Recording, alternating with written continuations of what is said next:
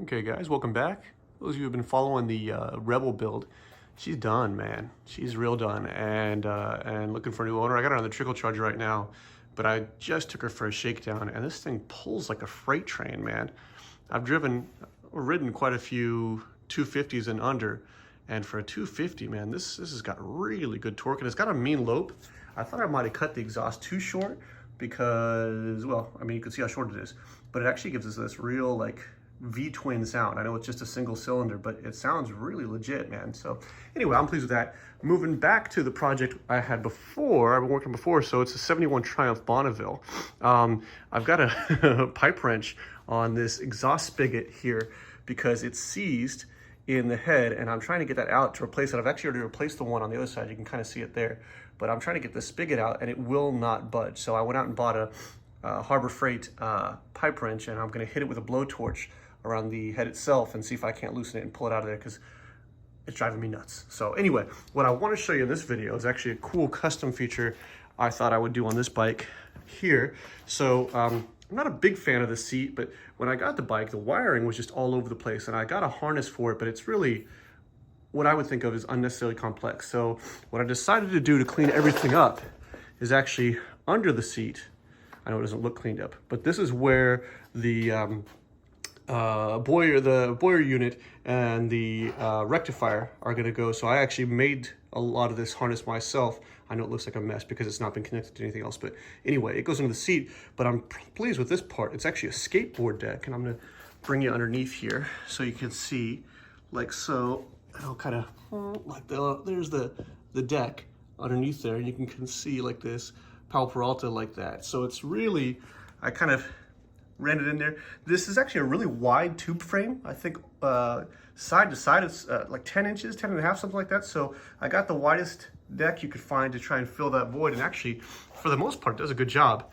You can see it runs all the way up here like this. It's only near the back here where you get a little bit of gap, but you won't really notice once everything's in place. But I was actually really stoked about this. So the idea is, what I'm gonna do is mount these pieces here and run the wiring harness up and then down along the spine like this to the engine. So you'll see minimal wires like this, but also I'm gonna cut a recess into the seat. The seat's actually really thick like this. So back here, I'm actually gonna cut a recess into the seat like this and put the battery in there like this, so you don't actually see the battery anywhere. So all of this area here, which would normally be filled with like a battery and then coils, this will all be empty. So I really like kind of this minimalist approach here, and hopefully it'll look good. Actually, I'm really pleased with the way the deck turned out. I actually welded in, I cut these tabs off the front here. They were actually here for the battery mount. I cut those tabs off the bike and then remounted them back here. I know they're kind of booger welds, but I'm getting better. I'm working on it. It's work in progress.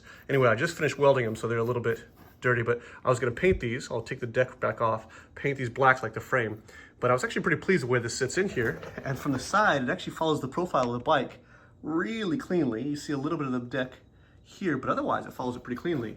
So I'm stoked about that. And the coils that would go here, actually, I'm gonna mount a single coil here, right here near the neck. So the exhaust is down here, so we got plenty of clearance. I'm gonna mount it right here on the neck, and it's gonna come back. And actually, I'll show you the coil now. I'm pretty pleased about this custom piece here too.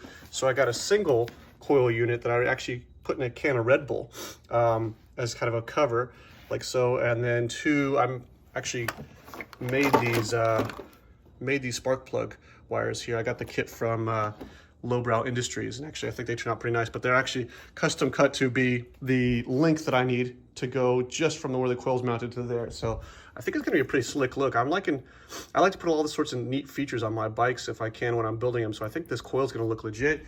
And then the skateboard deck should hide all the electronics and then give it a custom touch too. What I'm also gonna end up doing for taillights is I'm gonna take the existing holes where the trucks would go on the skateboard deck and run two pod turn signals that'll actually light up red, of course, when you stop, and then will blink alternately for either left turn, right turn like this. But it'll keep it real minimal, and if you kind of lean back like this, you'll see it's gonna really keep the underside of the bike super clean, super minimalist. So, so yeah, let me know what you think. Actually, it's as I said, a work in progress. I got the tank over here, like so. I'm really One of the few times I actually like kind of a chrome look is this one here. But anyway, let me know what you think of the bike and any issues that I might encounter or you think I should be aware of as I move to the next step. And as always, thanks for watching.